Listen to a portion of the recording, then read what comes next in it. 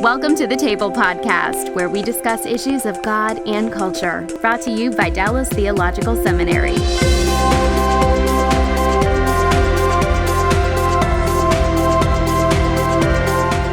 Welcome to the Table. We discuss issues of God and culture. I'm Darrell Bach, Executive Director for Cultural Engagement at the Hendricks Center at Dallas Theological Seminary.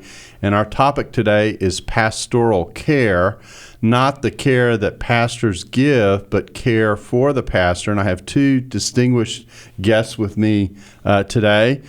Bruce Ewing, who is Special Assistant to the President in Alumni Relations here at Dallas Theological Seminary. Welcome, Bruce. Thank you. And Joe Allen, our distinguished chaplain at the seminary, just finished his rookie year as chaplain here at Dallas. So well done, Joe. You're our chaplain rookie of the year, and we appreciate having you with us. Thank you. Yeah, we are going to look at pastoral care and thinking about really how the pastor can care for himself, how he can avoid burnout, those kinds of issues. As we have done our ministry at the Hendricks Center, we have found this to be a repeated theme, and Bruce has kind of slipped into dealing with this. It might be the way to say it. That's the secular way to say it. He's been led into this area in one way or another. And, of course, the chaplaincy and pastoral ministry experience that Joe has brings us to the table. So let's tell people a little bit how you became concerned with this as an issue. And, Bruce, I'll let you start. How did you come to literally you're traveling the country these days, interacting with pastors and helping them with where they are and the challenges of the pastorate? You know, when I started out, I had no idea what I was in for. And it seems like as my wife and I do this together, which really has worked out well because we too often forget the wives in the process. That's a very, very good point. And I'll tell you what, right now, we've got some of the toughest gals in the country who really stand by their man. But every appointment was God ordained. I mean, we walk into situations that pastors are struggling with things that they don't have the freedom to share with a lot of people. Trust is a big issue. Joe and I were talking about that a while ago. Who do I trust? Because usually what you say can and will be used against you in some form. That's right. So it's really been an eye-opening experience, alarming at times, but very encouraging most of the time. Now, how long have you been functioning as a special assistant in the Alumni Relations Office? It's about 4 years now. I was pastor of Fellowship Bible Church in Tulsa for 33 years. Prior to that, I worked in a denominational setting for 3 years. Before seminary, we were in Crusade for 5 years. Oh, so wow. We had a pretty broad range of experiences before we went into this. And then after I retired from the church, Dr. Bailey called and asked if I could be his assistant. That's great. So literally part of your role is to visit churches around the country and just kind of rally around the pastor, if I can say it that way. You got it. Yeah. And so you've been doing this 4 years, and you've literally spanned the globe in terms of the country, in terms of pastoral care. Put a lot of miles on. Yeah, that's great. Well, we'll come back and talk about the details in a second. Joe, what about you? What's your experience? Obviously, let's start with your pastoral experience.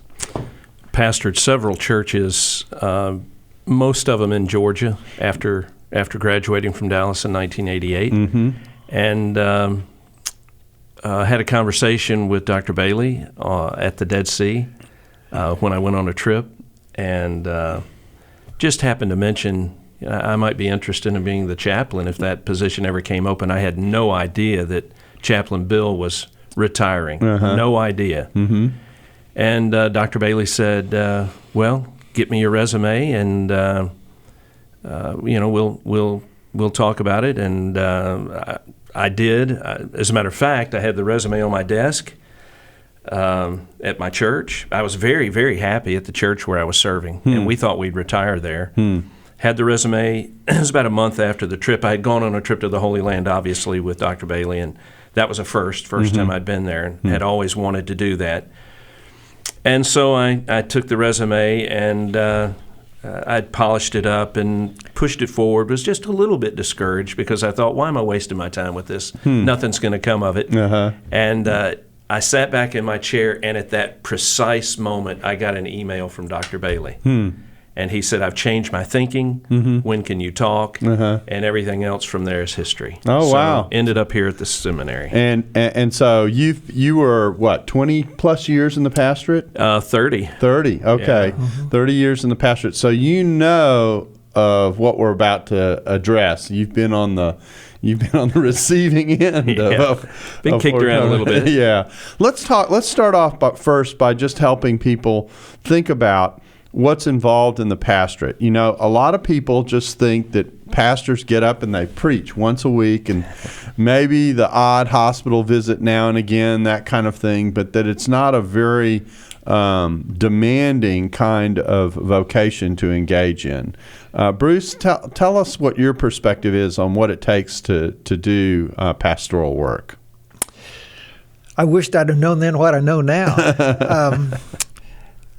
I don't think very many of the guys are prepared. We hear it here, but when you get flesh on flesh, for the day in and day out crisis you have to deal with.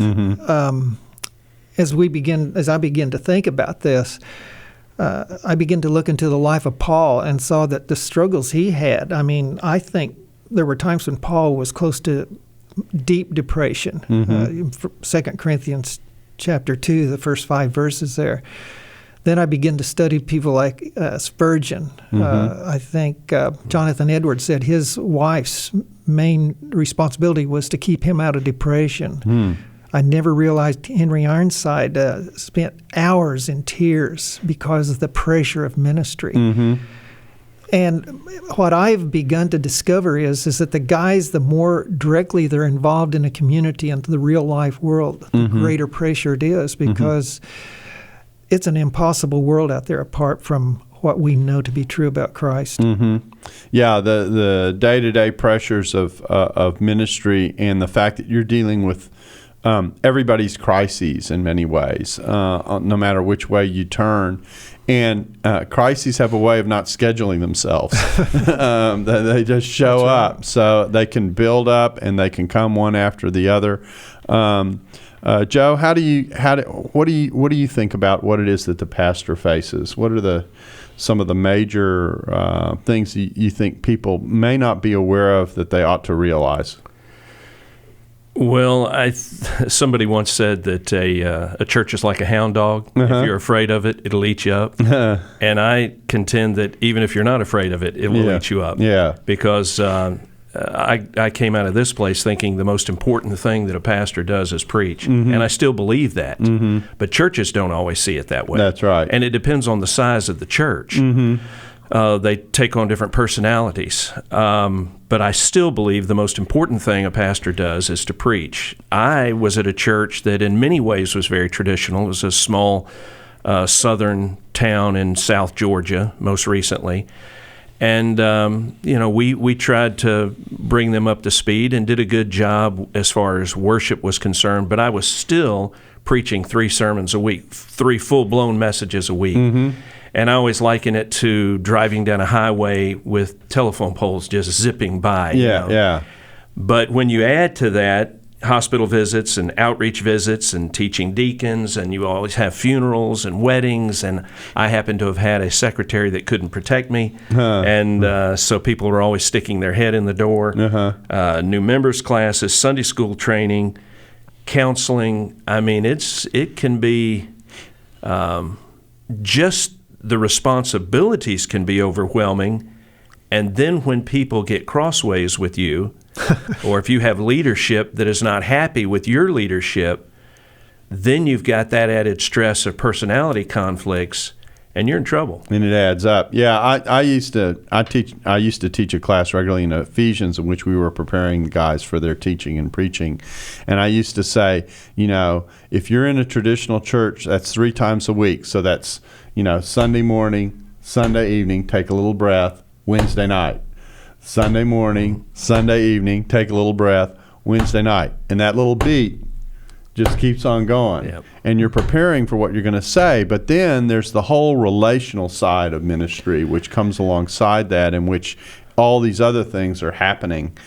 And in the midst of thinking about how you're going to care for the spiritual needs and for the theological nurture of your community, you've got all those relational things happening. And I remember a conversation I had with a pastor who I had interned under when I was a student. He had ministered in North Carolina and had gone to Illinois and had been there for several years, a very prestigious church. And we were visiting, and he said, I feel like a Coke machine in which someone keeps pulling out Cokes, those old Coke machines that had the little hinges on them, and you'd pull the little glass Coke out of this. If you're a younger person, you probably don't get this illustration, but that's okay. And if you keep pulling, he says, and what I've discovered is I'm out of Coke, and people are still putting their money in the machine. And that's how he felt. And I thought, man, that is a really graphic image of what's going on. Terrific illustration. Yeah, and so he felt spent. I mean, that was, and I could tell everything about him was so different than when I had interned under him, probably a decade and a half earlier. And I remember walking out and visiting with my wife afterwards and said, Pastor, I will leave the name unnamed, he isn't the same person. I can see that he's under the weight of ministry. So we want to kind of talk about a few things here. We've talked about kind of what produces the weight of ministry. And so on the one side, we want to talk about how does the pastor care and protect himself from getting into that situation? Because obviously it's better not to get into that situation. And then secondly, what are some of the things you can do if you find yourself in or on the edge of that situation that can help you? So let's talk about first pastoral care in a kind of preventative mode to start off with, and ask the question, and I'll ask this to you, Bruce. What kinds of things do you recommend to pastors to kind of help them avoid this sense that there's I'm being pulled on all the time and I'm running out of stuff to offer. The tank is empty. Boy, that can happen so quickly, can't it, Joe? And it'll blindside you because we wouldn't be doing what we're doing if we didn't have a strong call to the ministry. And most of us can't say no. It's just who we are, and that's the way God wired most of us that are in pastoral roles. One of the things that I think a guy has to have is one or two confidants, preferably outside the church. You have to be in an environment where you can let your hair down, be transparent. I know some guys, friends of mine who've graduated from the seminary, they have real good friendships in another state where they get together on a regular basis. It took me a while to develop that because we planted a church, and it wasn't until about 5 years that I found that my best relationships were in ministries I had outside the church. I enjoy working with businessmen, plus I did a lot of chaplain work for athletic teams. So there was one particular football coach, college coach, that I was able to be transparent with. The guys in my Bible study that I have over at a country club, we just, I would trust my life with them. But I think it's really critical, I would say, Joe, that we have someone that we can really be transparent with. Oh, I echo that 100%. And it's so hard to find. It's so hard to find. The second thing I would mention, and I was surprised when I looked at the statistics on this, less than 30% of the pastors have a time in the Word apart from sermon preparation. That's not good.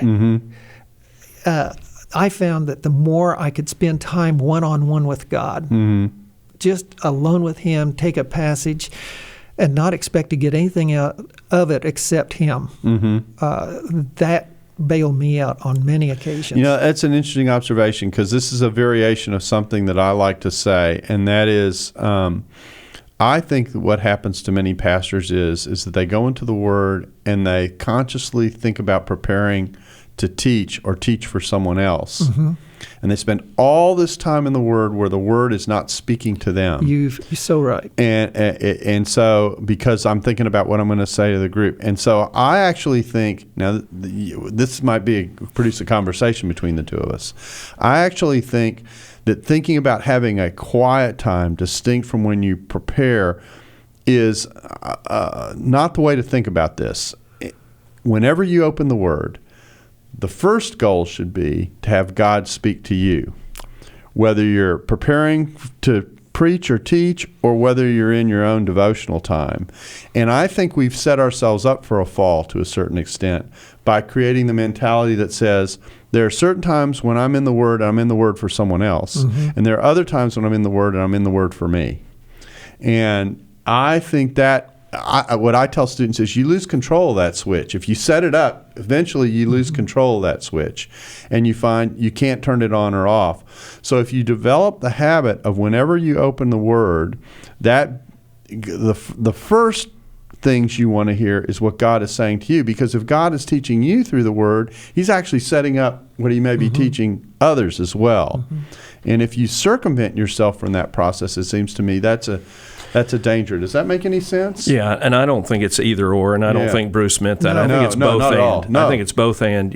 I do think you need to have a time where it's just you drawing close to the Lord.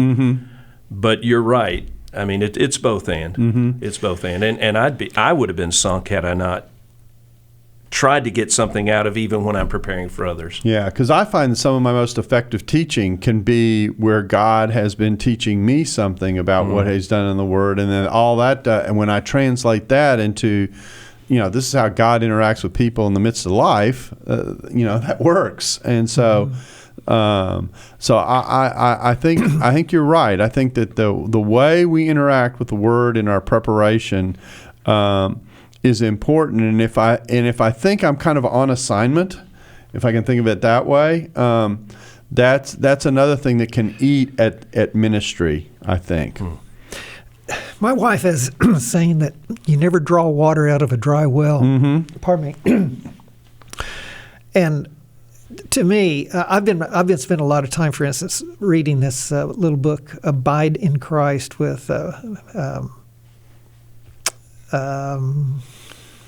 who is it? Andrew Murray. My goodness, as he ties that in, all of a sudden that energizes me on a personal level and gives me, I think we have to take ownership of Scripture. It has to own us. And I think we do categorize too often without really allowing. You look at Psalm 119, you see how in every one of those verses, how many are there? 148 verses. Every verse has something about the commandments, the Word, the law, of how it relates to me on a daily basis. And if I'm not having intercourse with Scripture in the most intimate of form, then I don't have anything to say to people. I may give them some facts, but it has to be out of our own, I think, experience. So we've talked about having that friendship outside the circle of the church, someone we can really confide in. We've talked about, it's interesting, these are both relational, heavily relational. The other is having that relationship with God as you're interacting with Him in the Word. And of course, it is the relational parts of the pastorate that are potentially draining. So I guess it shouldn't be a surprise that it's the relational element that we really have to nurture in order to stay relational. Amen. There's a recent article in Leadership Journal. N.T. Wright says, it's not the workload that takes you under, it's not the time factor that takes you under, it's the pain of relationships that take you under. And in all my research, as I've prepared for today even, it's amazing. 80% of pastors do not have a friend. It brings in 80% of pastors say it's taken a toll on our marriage.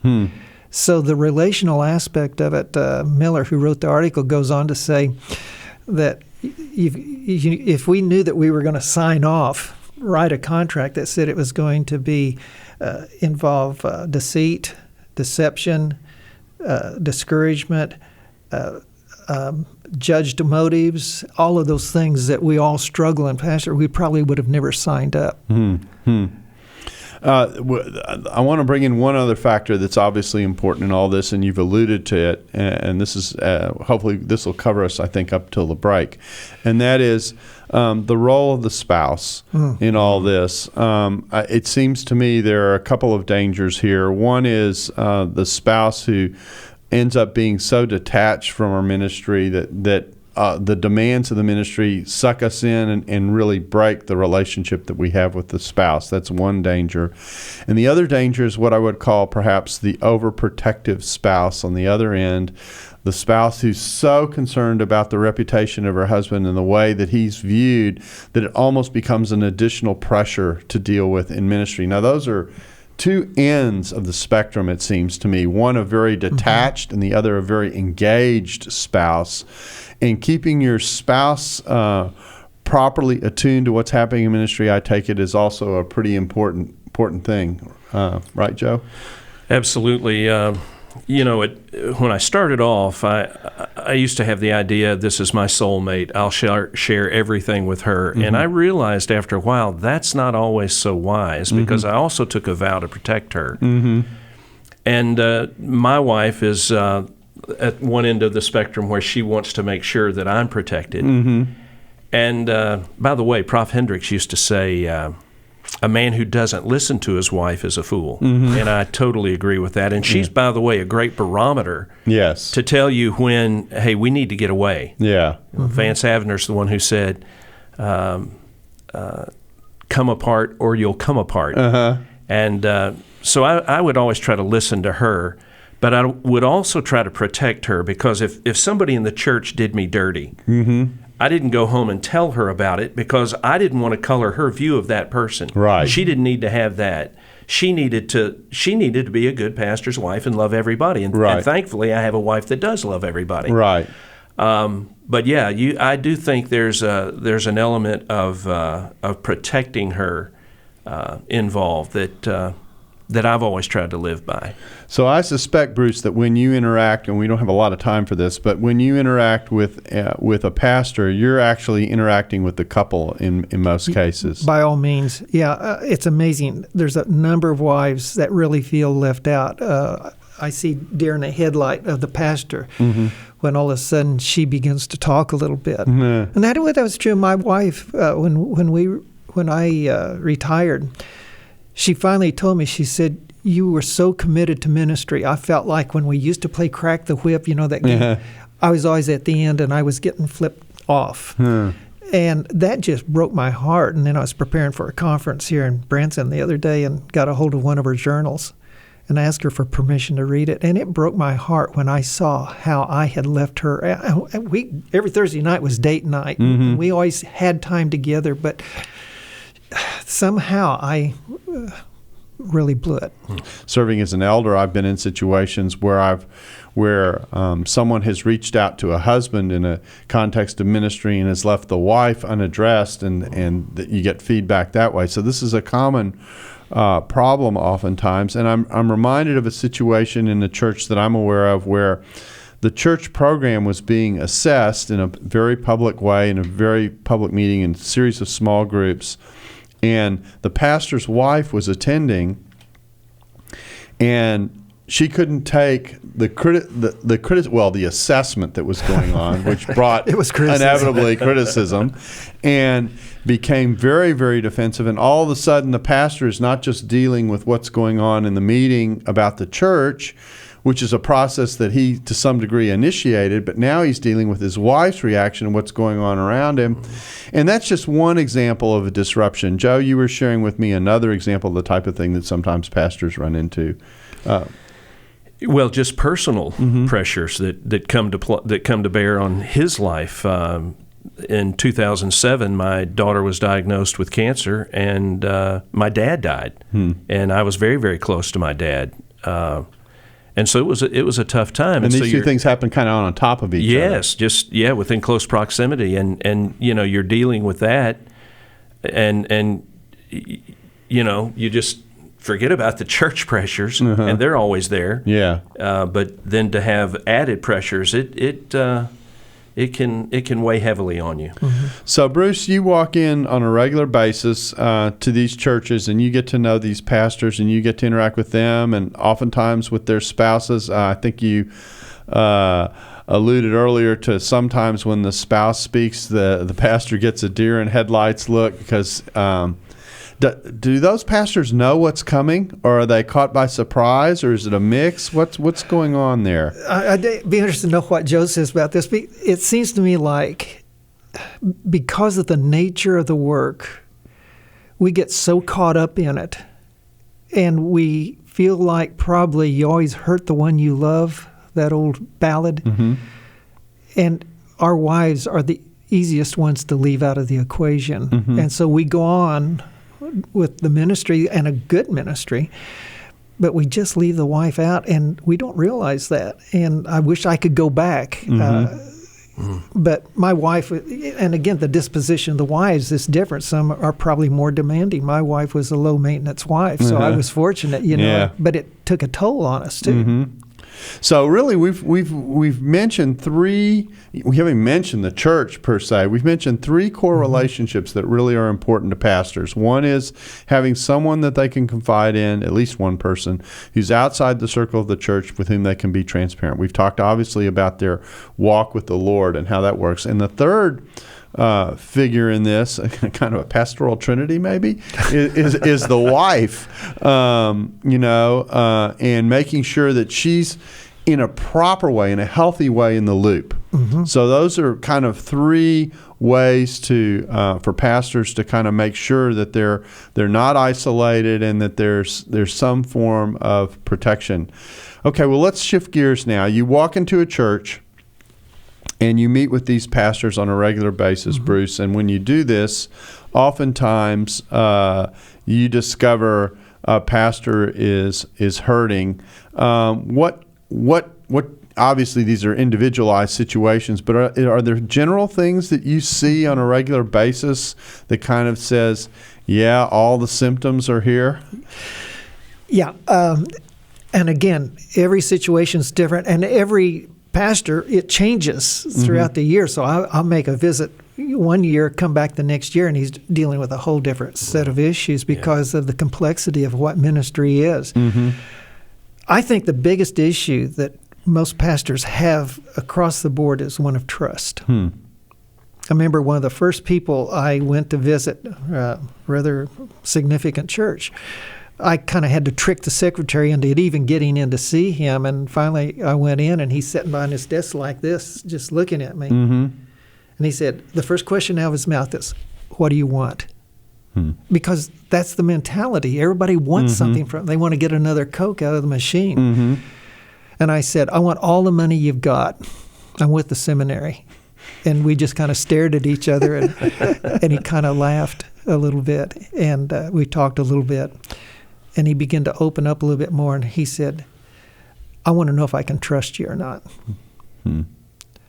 And out of that relationship has become, he has shared with me personal things that he otherwise wouldn't share. And I think that's one of the great ministries we could have with each other is just to listen and let them know that this is confidential. I trust you. And what I'm hearing kind of on the backside is that one of the danger and subtle things that can happen in ministry is you build up this wall of self-protection. And in thinking that you're building a wall to protect yourself, you're actually building a wall to isolate yourself and set yourself up for trust fall. And isolation, I think, are the two big things that take guys under. Interesting. Joe, what's been your read on what happens when things are starting to go south? I would agree with what Bruce said. You take a church, and it takes you, if you take an established church, it's different than Bruce's situation since he started a church. He created his own problems. But, but you inherit problems, and when you take an established church, and they say it takes anywhere from 5 to 7 years to become the pastor, and it took me 9. But people have to see that you're human and that you have to go through suffering, and you have to marry them, and you have to bury them before they trust you. And so it took me 9, and I can put my finger on the very day of the very evening I became the pastor of the church. We were in a deacons meeting, and of course we used our deacons as elders. We just raise a the Baptist standard church of the day. or a Baptist-like church. Okay, we got to do all the theological translating for everybody. Okay. And we were at a deacon retreat, and two guys ambushed us. Two of the deacons ambushed us. It doesn't matter whether you have deacons, elders, or how you're running your church. Right. The character of the people involved is what counts. Right. These guys ambushed us. They ambushed me. They ambushed the staff. They ambushed the chairman of the deacons. And, they made accusations that nothing about doing something illegal, immoral, or unbiblical. Things weren't going the way they wanted them to go, and they had hooked up together. And so they made these accusations, and I can remember that the rest of the deacons, we had a big U-shaped tables, and the deacons literally stood up, and said, "This is our pastor. He's a godly man. He's working hard. We're going to back him." So these guys had to tuck tail, and one of them left the church, and the other never gave me a moment's trouble. And that's when I became the pastor, and we had a great ministry from there on out. I mean, for me, I can deal with the 3 sermons a week and all the other stuff, but it's those relationships. If they go south, that's when the pressure really comes. Right, because you feel like you're out of sorts in some ways. Here you are called to minister to people, and for one reason or another they're not responding, or you've got them on the wrong side of the equation. They're wrestling with trusting you. You're doing your best. You're spending all this energy, and nothing seems to be coming out of it. And that feels like a little bit like you're hitting your head against a wall in ministry, and that can't be a good thing. So you walk in, and you're dealing with a situation where you recognize something's not quite right. What do you do? I imagine the first thing you do is you do a whole lot of listening. That's the hardest thing. There are so many seminars. Everybody's got a seminar. It's gonna fix the problem. I'm really partial to leadership. I just love to help in the area of leadership. The hardest thing for me to do is shut my mouth and listen. And eye contact, let them know that I really do care. Because when you get down to it, my friend who's a collegiate football coach says, we have a lot in common. You're as good as your last game. And people sometimes just don't care. But I think to be able to truly listen, and then they will, it's wild what they come up with as to the things and it's things that Joe struggled with, things that I've struggled with. Most of it revolves around relationships, power struggles within the church, and then being able to come to grips with the fact that each one of us have a sin nature, not just the deacon that jumped on your case, but a term I try to use is, am I responding or reacting to the situation? And the human nature. I think the big thing is guys struggle with power struggles within the church. Ego. And I find another one that I've run into is they struggle with their own competency in the midst of their ministry. Why isn't my church, and then you can fill in the blank of the expectations that they may have had coming in and what they're actually dealing with, and they take full responsibility for that if they feel like it's coming up short, and raise questions about their own competency. It seems to me that that's, in the situations that I've been involved in, that's been the major thing that I see, because I do get to travel the country. I get to walk and speak in a lot of churches, and oftentimes I'm going to lunch with the staff or with the main pastor, or have had dinner the night before. And because I'm an outsider, it's almost like sometimes I'm a release valve for that pastor, and they get to share what's really going on in the church, or they have a question of something that's really bothering me. And I find there's a lot of self-doubt in ministers, particularly if the church is, I'll say, even if the church is just kind of average, which isn't a bad thing, but they view it negatively in a reflection on their competence. So between relational struggles and self-doubt, it seems to me, those are the things I tend to see the most. Is there anything else that goes in that list? I think those are the two. Those are the two big ones. I would add personal struggles again. I was very fortunate to have good kids who serve the Lord, but you got a lot of pastors whose kids aren't. Now, that's true. Yes, absolutely. Those things that we were in a small, sleepy southern town in South Georgia, and my birthday was coming up, and my wife went to Walmart after dark to get some birthday stuff. She had invited some friends from Atlanta and relatives from Atlanta, and she was attacked in the Walmart parking lot. And that'll rock your world. I show up and the police are everywhere, and she's got blood coming out of her ear and nose, and that'll so in other words, personal things come in, and thank goodness, Bruce, I'm like you. I've got a great wife, tough as nails, and she was having her personal devotions a couple of mornings later, and I need to memorize where it is, but it's in Psalms where it talks about, when men attack me, you will protect me, and I walked up on her, and she's always faithfully having her devotions, and she was crying, and I said, "You okay?" And she said, "Look at this," and she said, "He cares about me," and she's never had a problem with it since. And the guy was sent up for like 19 years or 20-something years. But it was more than just attacking her. He was out. He'd broken probation. He was in prison before. He had molested 2 girls. So anyway, it's they're always, the pastor has to live his life as well. Right. So I do think that weighs in on the situation. I'm going to put a metaphor in front of you guys and see what you think. It's a little bit like, I'm going to use a picture of carrying a load. It's a little bit like, okay, you've got the bricks of your own life sitting on your shoulders, okay? And now I'm going to add on to that the bricks of every member of the congregation for whom I feel pastoral responsibility, and a pastor who really does his job feels that pastoral responsibility. So it's like being under a load of bricks sometimes. Yeah, that is a big one, because like in a marriage, a husband knows he's supposed to be the priest in his family. As a pastor, you're supposed to be the priest of the leadership and of the staff. But who's my priest? There you go. And I never had a mentor. I haven't talked to that many guys that did have a mentor. Fortunately, I had about 3 guys here at the seminary. Dr. Getz, Dr. Reed, Dr. Pentecost was a major part of my life. And I had the freedom to call them.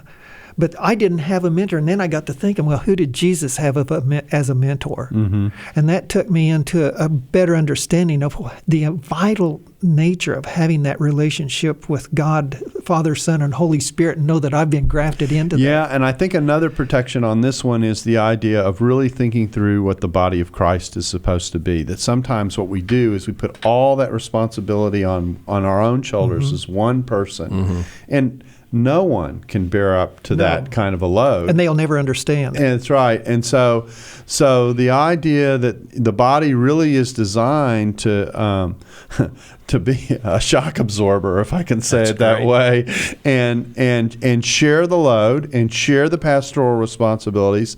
I happen to minister in a church where the elders are very, very active in the pastoral care. They share the pastoral care with the pastor. They do the hospital visits in many occasions.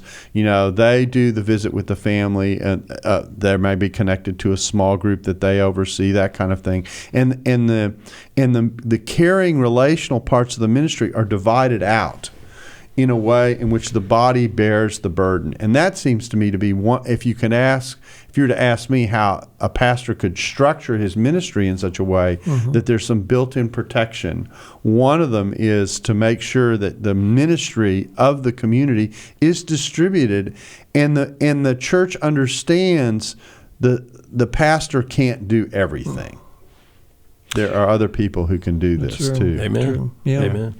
I pastored Southern Baptist churches for all these years, and they've got a pretty good system.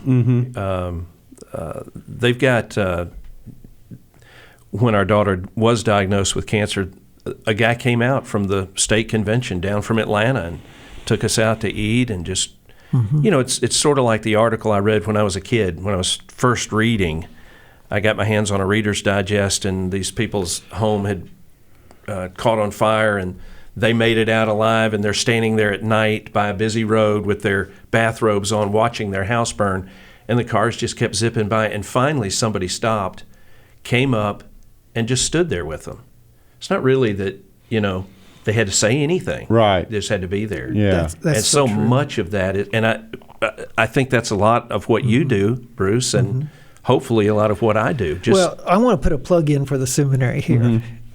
Dr. Bailey, my hat's off to him because he recognized a need, and then Kim Till got involved, Greg Hatterberg got involved, Mark Yarborough, and they begin to see that there's a lot of hurting guys out there. When you think about the investment they've made for their education, the investment that the seminary's made in the education, what are we doing to feed them while they're out there? So that's when they brought me on board, and I'm pleased to say that we've been able to, we just hired a guy for the West Coast and a guy for the East Coast to divide this thing up a little bit, and we're still inadequate.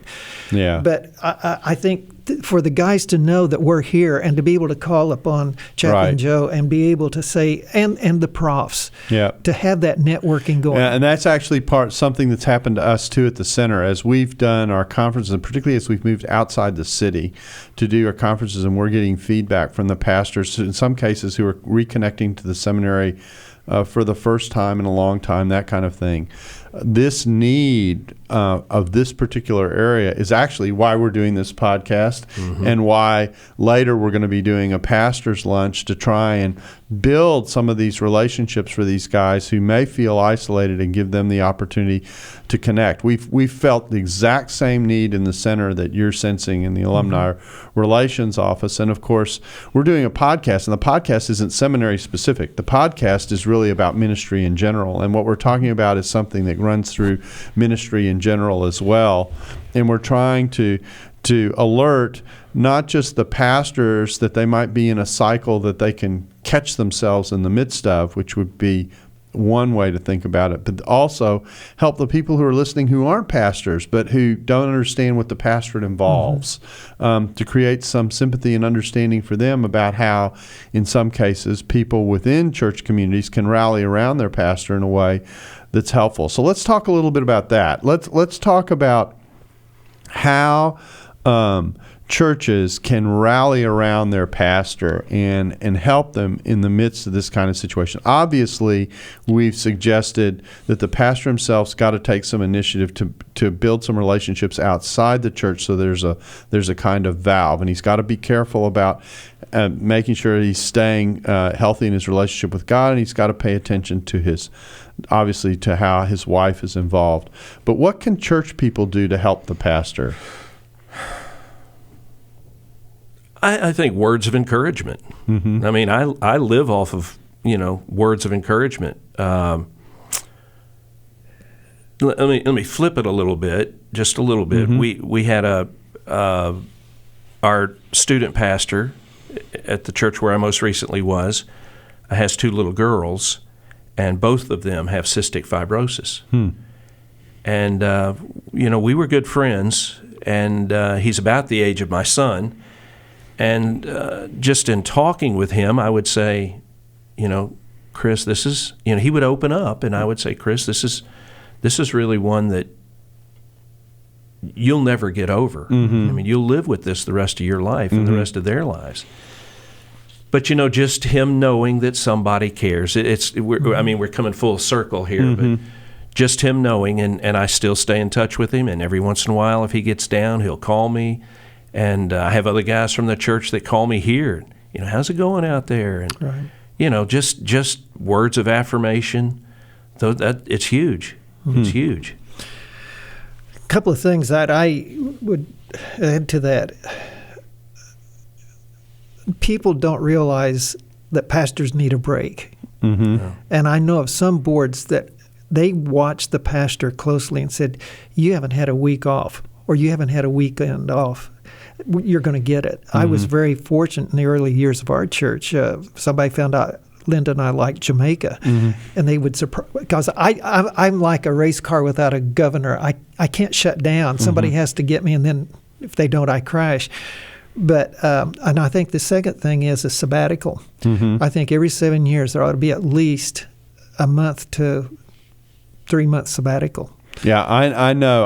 One of the pastors that I'm really close to here in the city gets 6 weeks every summer in which he has no responsibility at all, and then I think there's probably it's 8 to 10 weeks total in that period where he's not responsible for preaching. Sounds good to me. Yeah, I mean that's especially when the average church member says, "Well, how hard could it be?" Yeah, There you go. I've heard that phrase. Yeah. You're getting up there and speaking one day a week. How hard could it be? And what's your handicap? Yeah, and what they don't realize is that you're out most nights of the week at this meeting or that meeting with that group. You've got that emergency call that comes, et cetera. It's pretty overwhelming. Well, believe it or not, our time is just kind of slipped away from us, and we're used to saying this on the table, and we've only scratched the surface of what we could discuss.